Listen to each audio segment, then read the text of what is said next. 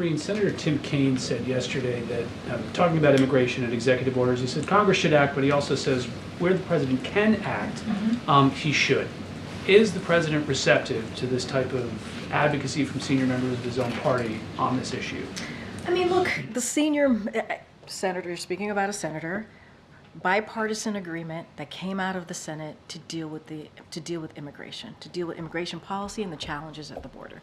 There was a bipartisan agreement that if it went into life, if it gone through the process of the Senate in the House and the president got it to his desk and signed it, it would have been the toughest and fairest action on immigration in decades, in years. And so that is what the president continues to speak to. We believe that is the direction to go. That is the way that we can stand on some legal ground here, and we know that it was done in a bipartisan way to move it forward. And so that's what this president wants to see. Obviously, we're in constant conversation, communication with leadership in Congress. That is something that we do pretty regularly. But there's a deal.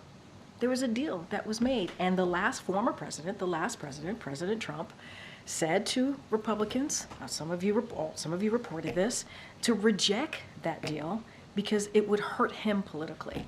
And that's not what we're about here.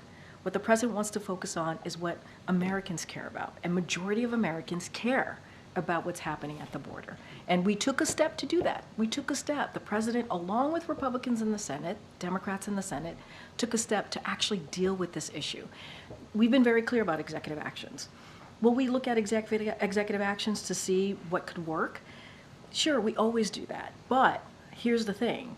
What we understand, the bottom line is that we have to move forward with legislative action to actually make a difference here. And that's what we want to see. Executive action won't do it. It won't have the impact that this bipartisan agreement, negotiation that came to fruition. Do you have any expectation, though, that Congress is going to act? That deal's been out there for a while. Congress is out for the next couple of weeks. The former president is against it. His party's now against it. I hear you. But in that case, I mean, Congress, often doesn't deliver what you guys want. Isn't that where then the White House steps in? I hear you. So look, we were able to get some additional funding for border security operations through the budget agreement. So that was a good thing, but we need to take a step further.